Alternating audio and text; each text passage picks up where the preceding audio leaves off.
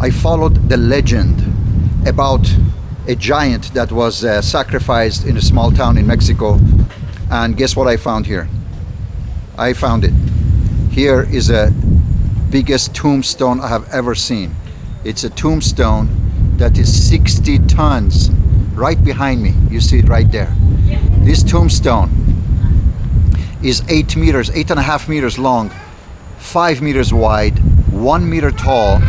It is flat on the bottom basically, and it is famous and is known by all elderly people and by all the locals here as the stone of the giant in this cemetery. So the legend goes that a giant long time ago was sacrificed here and then was buried right here in this cemetery.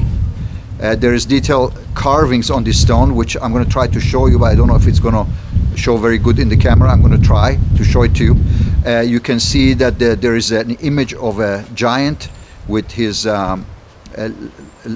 basically laying on his back with his legs and arms stretched open, and then it looks like from the carving that he has been sacrificed because his abdominal are outside, and also his skin is cut and pushed back, and then on each side of him is there is a rabbit on one side, carving of a rabbit, and a carving of a fish on the other side. From the size, this giant seems to be exactly what we expect it to be, and we hear from over 3,000 legends from around the world. They are between 5 to 9 meters tall. Here we see the cemetery where this giant's grave is just among all other graves. Standing here in front of the tomb of a giant, as the locals refer to it, and countless legends talk about it. Of course, there are over 1,500 publications about giants. You can look them up. There's plenty of information out there. There is a lot of good information, bad information, a lot of debunked stuff. There's a lot of things that need to be taken seriously.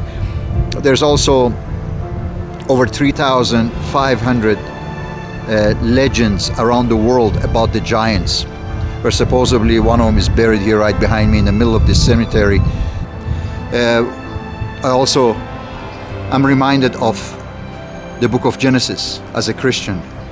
In the book of Genesis chapter 6, it talks about the Nephilim, the race of the giants who lived here on this planet. What I want to tell you is to bring your attention is, if you're a Christian, as I am, you cannot cherry pick and choose what you like in the Bible and consider the parts that is hard to digest for your mind as considered to be a myth or be a legend. If you're a Christian, and as I have learned about the divine authority of the Bible, then I cannot pick and choose between believing in Jesus Christ but not believing in angels. I cannot pick and choose between what characters and what elements of the Bible I consider real and which ones I consider to be a legend or a myth. If you're a Christian and you believe in the Bible and you believe in Jesus Christ, there is no way you cannot believe in angels, giants, and the devil. These are biblical characters, and they are explained to us in the Bible, especially in the book of Genesis, as a historical narrative. It is not like the book of Revelation, which was a vision given to Apostle John. Those are imagery revelations given to a person and cannot be taken as physical events exactly as John saw them in his vision, because the text itself is a vision.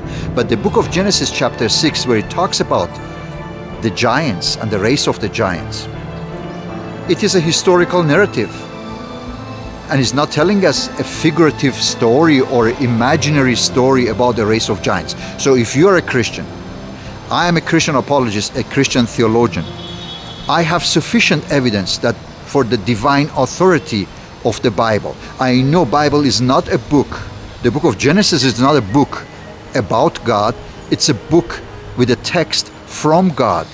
So I cannot treat the Bible or the book of Genesis, I cannot treat it like a buffet. I pick what I like and drop what I don't like. I cannot pick and choose.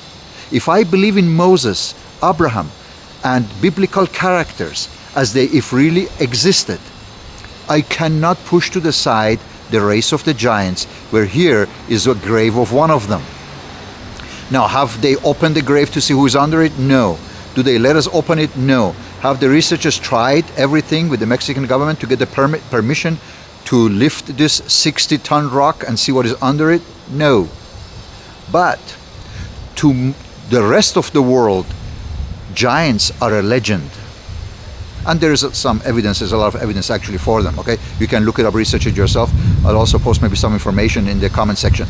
But to us Christians, the giants are a reality in chapter 6 of the book of Genesis and are to be taken seriously.